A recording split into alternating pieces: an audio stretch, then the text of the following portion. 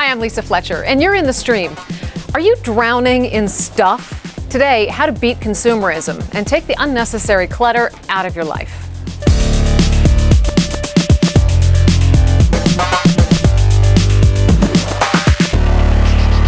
Our digital producer, Malika Bilal, is here looking out for all your live feedback. Malika, everybody seems to just have so much stuff. What's our community saying about their stuff? They do, and we asked them, could they go for 1 month without buying anything new? And we got several responses, and one of them on Twitter is from Taz, who says, with the exception of food and toiletries, I'd say yes, I can. Probably have done it without realizing. Hashtag single motherhood. Well, for those of you at home, if you think you can too, join the conversation and tweet us with the hashtag AJStream. And joining Malika and me at the table is Eric Asadorian. He follows consumerism and sustainable communities for World Watch Institute. Eric, welcome to the stream. Thanks, Lisa and Malika. There are a lot of ways for you to be in the stream. One of those is by following and sharing key hashtags. Here are 3 that you already shared with us today.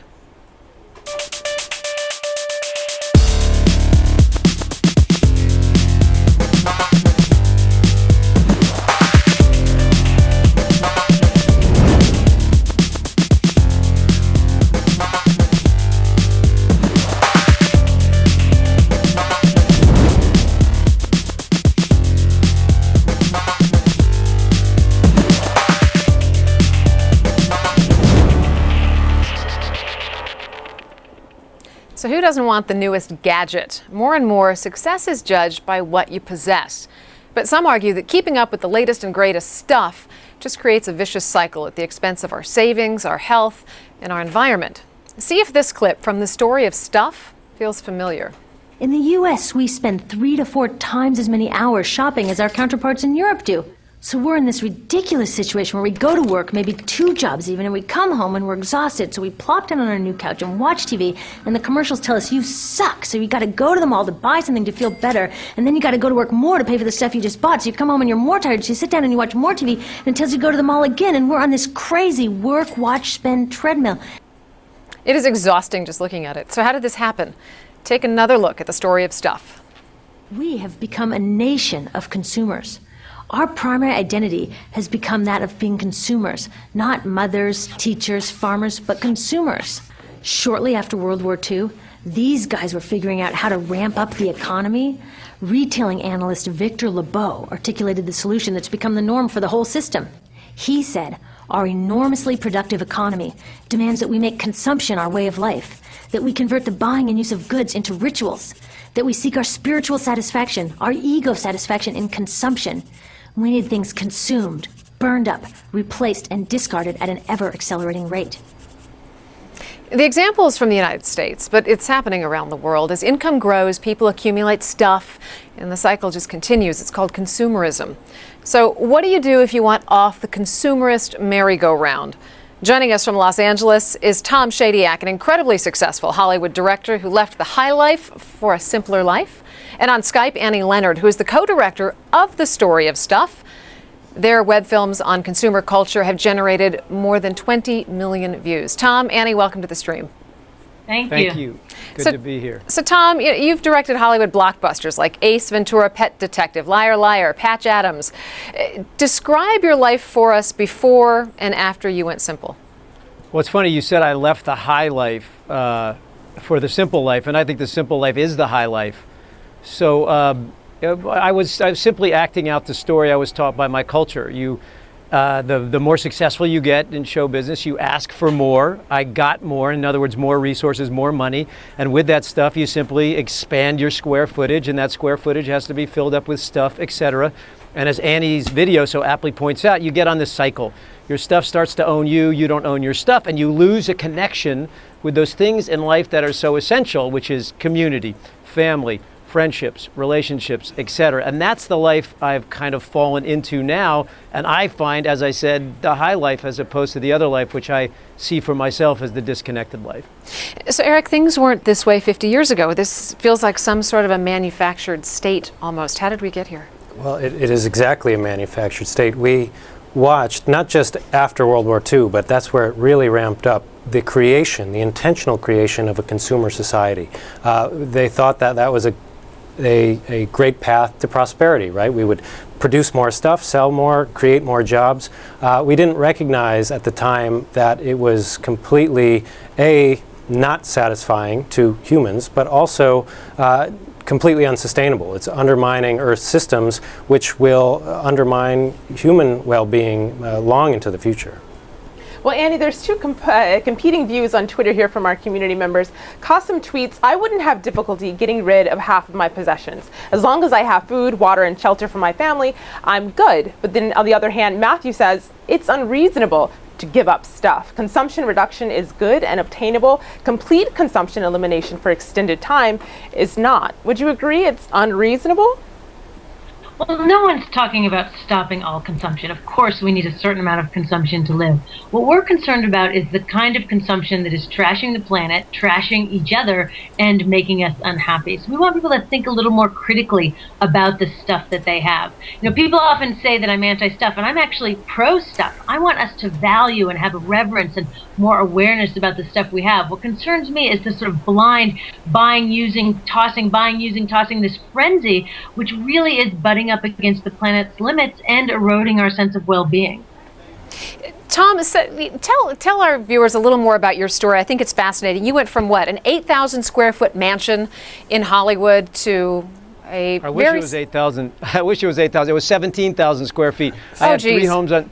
Yeah, I know. Oh, geez, the poster boy. I had 3 homes on 7 plus acres in the foothills of Pasadena, and I was a single guy. Now, that home might be wonderful for someone with a large family and is going to use that for community, but that simply wasn't me. Look, we're sold a bill of goods, which is why I think you even get the tweet that says it's unreasonable, because we're told that this stuff makes us happy. Yet we know from happiness studies, there are studies going on in a new field called positive psychology, which tells us exactly what happiness is about and what makes us happy. So what makes us happy is not stuff beyond basic needs. Once basic needs are met, our happiness levels don't increase with the more stuff we get. Now, everyone's basic needs can be different. You can have a basic need to be creative with the technology, and you might need that to express yourself.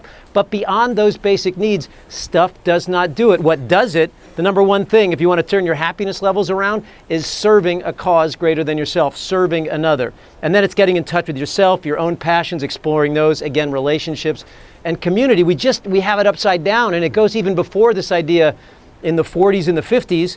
It's this idea that I got to take care of me first, so I got to protect myself and get safe and secure. And that entered the human species a long time ago. So consumerism is just something that grows out of a mentality a story we've told ourselves that we're all separate, that community and the social function is not the deepest and richest function that we have. And I think we're rethinking that now as a world and as a society.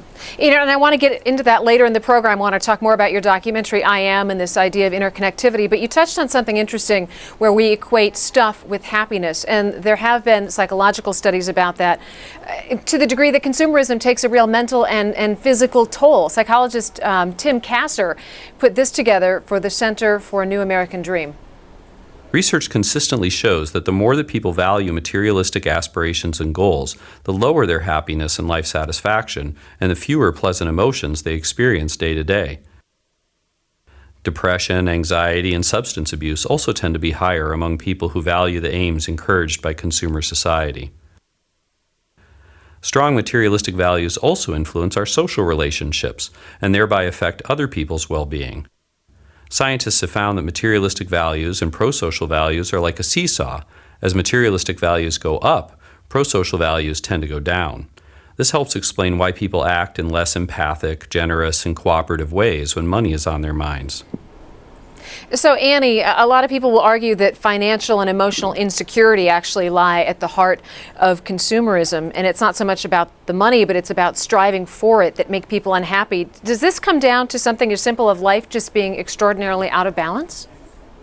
Life is absolutely out of balance. As Tom said, we have it backwards, that we are on this crazy race to try to get more and more stuff, when it's not stuff that gives us real security. It is things like having a strong community, having leisure time with friends and family, having a sense of purpose.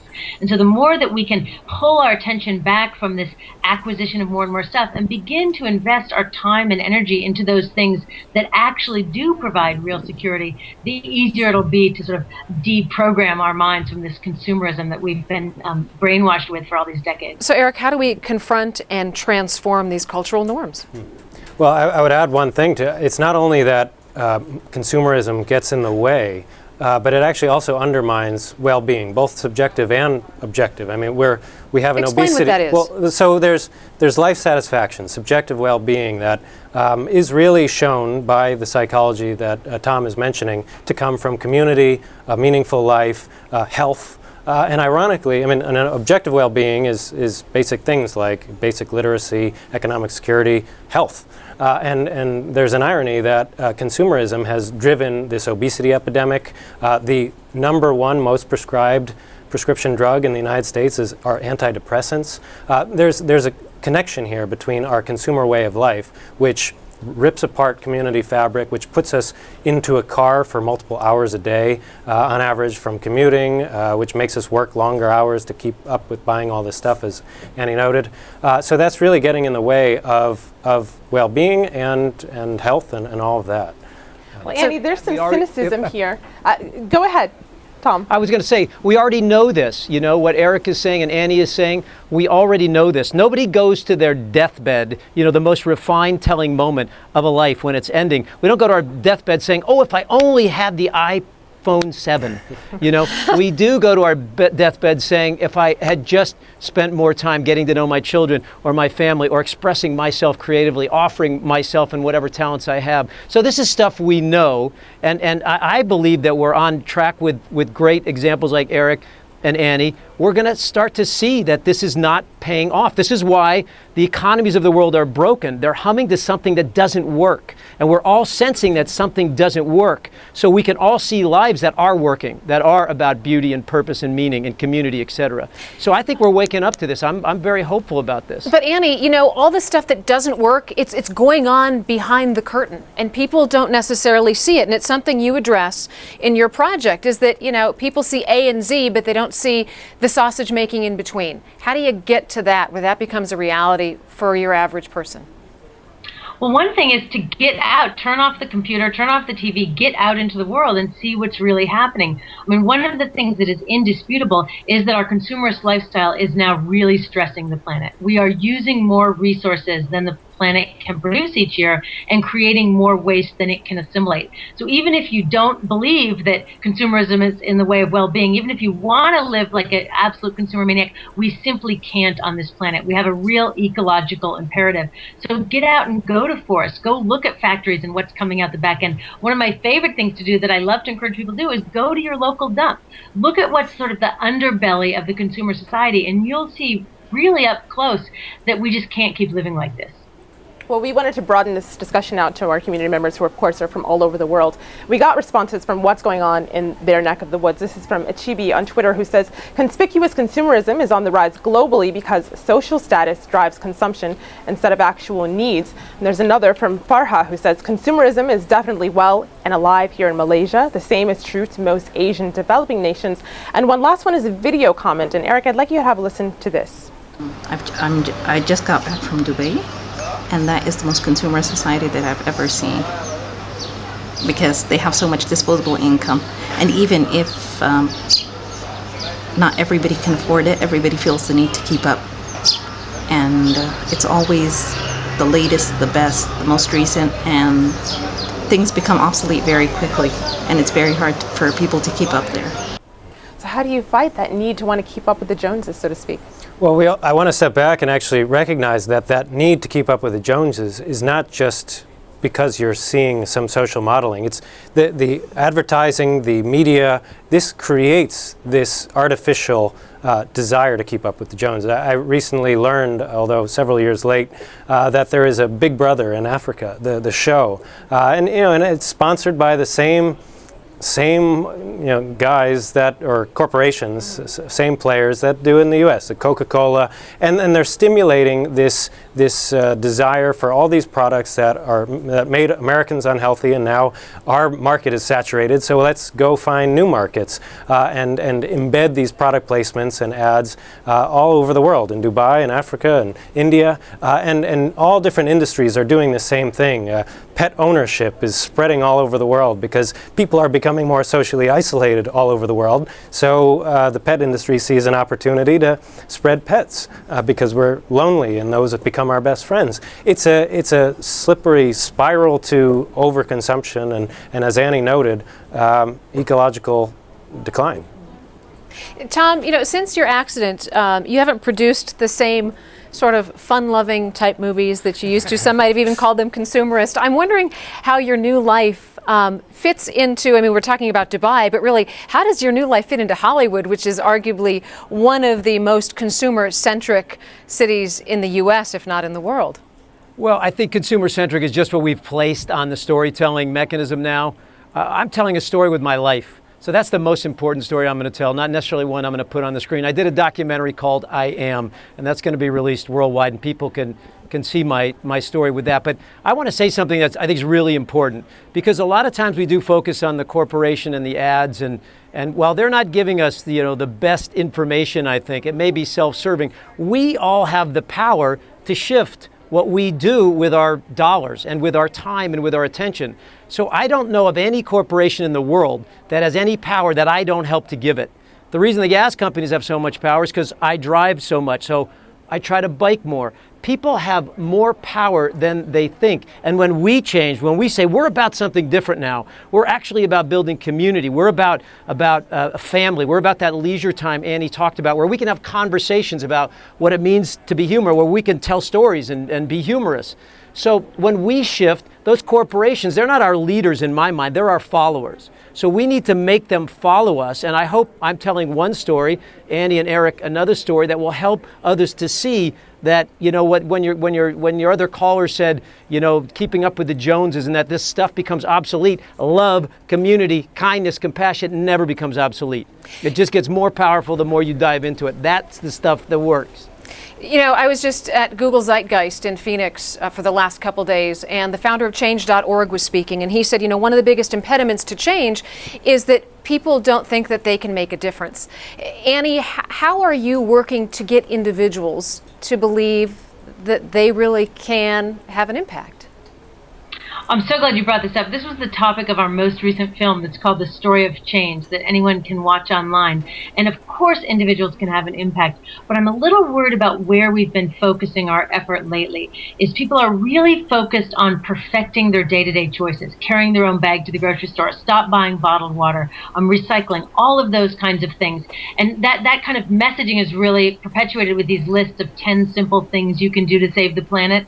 Now, all those things are really great to do. We should all do whatever we can to green our day-to-day lifestyles, but our impact as individuals is nowhere near as big an impact as the whole industrial complex. And so if we really want to make change, we need to, of course, make the right choices in the supermarket and our kitchen, but we really need to engage as citizens, not just use our role as consumers, but engage as citizens to change the rules of the game. Because right now, the context in which we're operating, the structure and the laws and where subsidies go, really encourages an environmentally destructive, socially isolating, growth fetish kind of economy. And what I do in the grocery store, what I do with my personal garbage, isn't enough to make a difference. We really need to engage as citizens, not just as responsible consumers. Are Western consumers ready to go from being consumers to activists? I think they are. The number one question we get from people that respond to us at the Story of Stuff is, what can I do? We have this myth that people don't know and people don't care about the environment. The data doesn't show that. If you look at the data these days, 74% of people in the U.S. want stricter regulations on toxic chemicals. 85% think corporations have too much control in democracy. 83% support the EPA's ability to cap carbon. People share these values. Most people want healthy communities, healthy healthy children, good schools, clean air. But our citizen muscle has atrophied because our consumer self has become so overdeveloped. So what we really need to do is move that huge base of shared concern into action to change the rules of the game so that the new default is good for the planet, good for people. I want to get briefly, before we end the program, to Tom's documentary. He had a life-altering experience. It took him on a journey that resulted in this documentary called I Am. I want to take a peek at that. Facing my own death brought an instant sense of clarity and purpose. I decided to grab a camera and a film crew of 4 and start a journey to spark a conversation around challenging and rarely asked questions. Have you ever seen any of my movies? Did you ever see Ace Ventura? Ace Ventura? Did you ever hear that movie? It's a Jim Carrey movie. No. The truth of who we are is that we are because we belong. The basis of nature is cooperation and democracy. It's in our DNA. Desmond Tutu, we are because we belong. Tom, I wanted to get to that clip because I want to talk about that and this whole idea of interconnectivity that you touched on earlier. Well, yeah, it's not we are because we buy. It's we are because we belong. The basis of nature is cooperation and democracy. What Tom Hartman is saying is actually a law that Gandhi understood, all our moral leaders understood, that love is how things actually work. Love is how things thrive. Now, of course, nature and things behave outside of that love, but they're very short-term survivalists. Cooperation is what makes all of nature thrive, and this is what we're missing, I think, as a species, sort of the operating manual of life. And stuff is the extrinsic, the outside stuff. Something out there is going to make me happy, whereas the intrinsic is what makes us happy. The intrinsic, the love, the sense of belonging, as Desmond Tutu said, which is in our very nature. We can't survive very long without love. Maslow's hierarchy of needs is actually not a hierarchy. Without love, we know we suffer. Children will suffer and even die when they're not given love. So Tom, we got a minute left, and I want you to do me a favor. I'm just rolling. You're rolling, and it's awesome. But there are going to be people out there that are going, yeah, he's up on his high horse. He's a wealthy Hollywood director. He's got the luxury of making these choices. What's your own personal proof that this is the right way to go? Well, many people have come to this. This is not something new. I came from it from a place of excess. There are others who have seen the beauty of this without anything. The truth is the truth, and it belies any economic status. We know in our hearts that love, companionship, kindness, and all those things we've talked about are the most powerful things in our lives. This is why the message of a Gandhi or Martin Luther King or a Jesus or other moral leaders are a rung above what we call our business leaders, who have been creative and beautiful in their own right, but we know that it's more powerful. So I'm simply coming to it from an angle, and I must say that when I was wealthy in the success model of the world, I felt much more poor. I feel much wealthier now that I'm sharing my talents and my material wealth to help others and help heal the natural world. Perfect note to end this on. Tom, Annie, and Eric, don't go away, though, because we're going to continue this conversation in our online post show. But first, we want to get to Malika. She's got a few other leads we're following today.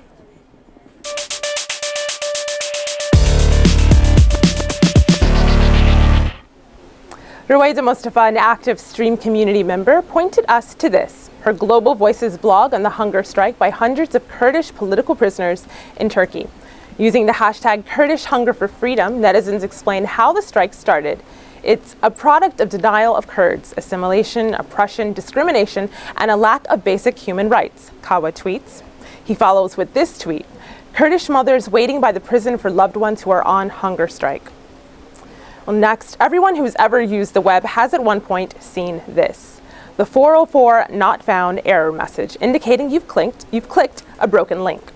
Well, 2 European nonprofits are trying to put that page to better use, turning it into a space to track down kidnapped children. As these pictures on fastcompany.com show, the campaign's designed to encourage website owners to put up details about the missing, including their name and photo with a phone number for tips.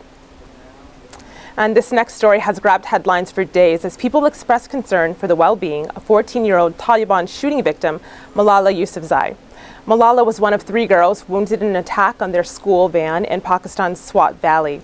Al Jazeera journalist Asad Hashim traveled to Swat to report on the case. He'll join social news forum Reddit on October 18th at 18 GMT to answer any questions you have about the story. Just log on using the link below, which we'll also tweet out, and join the chat. We'll also be posting the entire conversation on Al Jazeera's website. Lisa? All right, our post show is coming up on streamed.aljazeera.com, and tomorrow we're going to talk about the possibilities of living in a world free of nuclear weapons. Until then, we'll see you online.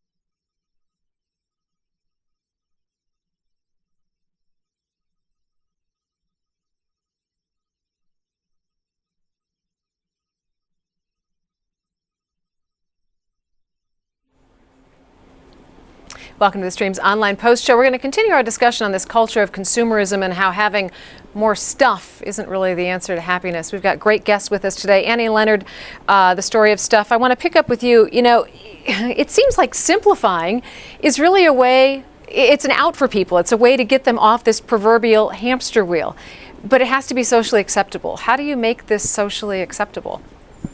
Well, one way is you just start, and that gives social proof or permission for others to join in. If you start getting off that consumer rat race and others start to see you taking relaxed strolls, you having dinner parties, you being more relaxed and less stressed, it's very, very inviting. I think the first step is to develop an internal metric of satisfaction. A number of the callers or commenters commented about how so much consumption is driven by social comparison, by trying to earn validity or social status through having the same things that other people have.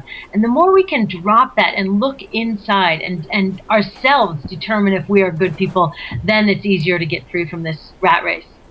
Well, Eric, Annie just mentioned that a lot of this is driven by social comparison, but what our community members are telling us, it's also driven by the capitalist system that we're living in. Igor says consumerism is the living force of capitalism. There's another tweet from Michael who says, how do you decondition the mind from the corporate state programming, including consumerism? And lastly, I want to play you a video comment along those same lines. Have a listen to this. Hi, my name is Logan Lagoon from Edmonton, Canada. I have recently just finished high school, and this is from a youth's perspective. As a student, I constantly see my fellow classmates competing indirectly with each other, friends or not, over who can have the most or best material possessions. This thought has been ingrained in our minds since early childhood, as we copied it from our parents. Thus, the problem is cyclical. It will be continued through the next generations. If constantly buying material possessions doesn't make us happy now, what makes us think it will make our future children happy? But if it's cyclical, as he says, how do we break the cycle?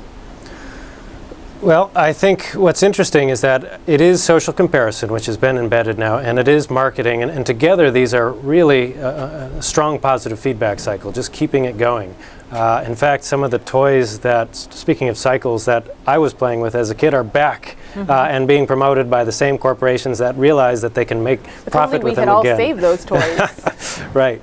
But what it's going to take is that we're not going to just solve this by simplifying personally, even modeling that behavior to our communities. That's a piece of the puzzle. But we also have to literally proactively transform cultural norms, and that's going to take cultural pioneers, individuals who are confident enough that they are right, that consumerism is wrong and a better way of life is there for us if we can just move there and start modeling that, using the power that they have. If they're teachers in the classroom with media literacy ideas, adding school gardens, shifting what's served in the cafeteria. If they're business leaders, creating a social enterprise or a B corporation instead of the normal bottom line corporate structure, all different opportunities, whatever role you have in society. And the key is to not just stop at what you consume, but what you do with so much of your creative energy. So, Tom, there's a lot of concern that this Western idea of materialism and consumption is spreading around the globe. But I know that when you went to shoot your documentary, I Am, you've said you set out to find out what was wrong with the world, and instead you found out what was right. So did what you find sort of clash with this idea that consumerism is running rampant around the world? Well, no, it's just an idea. It's like, we're a very young species, so it's just an idea that we're trying out. We're not trying it out because we're bad. We're trying it out because we thought, well, hey, that'd be cool. The more stuff, I like this one thing. Maybe if I have 30 of those things, we're just trying it out. And we're realizing now the evidence is coming in droves and waves. Hence our good professor, Eric and Annie, it doesn't work. So it simply doesn't work. And, you know, I don't think any of this stuff for myself, this is just my opinion. I love everybody's point of view. I don't think any of this stuff has to be socially acceptable. That's giving the power outside. I want to know who people are. I want to know who you are, right? I want to know who you are. So the things that I have done are not socially acceptable, right? Giving away more money, not doing a big commercial film, falling into a more authentic self, maybe teaching now for free. None of those things were socially acceptable. I was told that I was crazy, but I'm happier. I'm happier. So it's really, I think it starts with the individual, the only true revolution, the personal revolution. Who are you? And what do you value? And then watch the ripple effect. Watch a social norm get created around your circle. I believe I'm creating a social norm that is running, I think, concentrically wider because my students are affected, my family's affected, my friends are affected, and they have concentric circles around them. And then we bring it all together. As Annie said, we get socially responsible, we change some of the laws, etc. But I believe it starts with the personal revolution. Well, Annie, once again, we have some conflicting views here online. This is a tweet from Moon who says, people are, at their hearts, shallow and self-serving creatures. Socialism has never worked because of human greed. But listen to this video comment from someone who has some thoughts on happiness and where it comes from. Hello, this is Arnold Bakers from Amersfoort, the Netherlands. In order to reduce consumption, you have to look inside. You have to change your thinking, your beliefs about work, about employees, about the purpose of your business, about the environment, and especially about happiness. Because happiness is internally driven and not by consuming more. Internally driven. You'd agree with that, right? Oh, I think that guy's right on, and that we definitely need to look inside ourselves to find our own happiness. But as I was talking about earlier, we also need to look at the structures. A lot of people in the U.S., for example, would be much happier taking a calm, fast public transportation train to get to work, but our government hasn't built them. They've invested in highways, so you gotta buy a car. There's a lot of times where we would like to do something better. We would like to get off that consumer treadmill, but the physical structure has been built to get us to buy more stuff. And that's why we need to change the cultural norms. We need to change our internal personal selves, and we need to also change the broader society to make it easier to do the right thing. Eric, you know, there are these ideas of collaborative consumption that I'm wondering if you think that they're taking hold, this idea of sharing and swapping and renting. And is that something that you see getting traction? I do, and I ironically, I see it actually getting traction now more than ever, in part because of the continuing recession in Europe and the U.S., because people suddenly don't have the discretionary income to keep buying as they used to, but they still have certain basic needs, as we were talking about before, about what can I live without for a month? A lot of things, but not food and not basic stuff. So there's a lot of swapping of clothes in communities, tool libraries, where I don't need to own a hammer. I just need a hammer every once a month or once a year where I need to nail something up. So why not just have one hammer available or a few hammers available in a community rather than every household? And you see that going on more and more. That's the grassroots, and that in fact could hopefully create broader power, right? Where we might, as neighbors, start working together to create a tool library and realize, well, actually what we really need is a bus stop near here, and so get active politically as well, or change the school, or and so on. So there's opportunity that actually becomes a launching pad for much broader social change. So Tom, I guess what we're talking about here is not this massive change overnight. It's really taking small steps, almost easing yourself into it, and not scaring yourself by thinking you're going to turn your entire life on a 180, right? Well, you know, we never know when the tipping point is coming, right? We all just witnessed the Arab Spring and what's happening now in various countries in the Middle East. We just never know what a small act will do. So no, I don't think you have to go home and say, oh my gosh, I've got to change everything about myself. First, start with a conversation. Hey, I just saw Annie's, story of stuff. That made me think about a couple things. And start a conversation. And then do one thing. Just do one thing. And I think we look at it sometimes wrong about the stuff we give up. For everything you give up, you gain something. These are the laws of compensation that my favorite writer, Ralph Waldo Emerson, identifies. For everything you give up, something else is going to reveal itself. So just take a step, and you don't know what that step is going to lead to, but you'll know the next step after you take the first one. Once again, Tom, a beautiful note to leave it on. Our thanks to Tom Shadyac, Annie Leonard, Eric Asadorian, and of course, our community. Tomorrow, we're going to talk about the possibilities of whether we can actually live in a world free of nuclear weapons. It's all around a new book called The Opportunity. It lays out the steps. And of course, we raise the question, will nuclear superpowers take those steps? Until then, we'll see you online.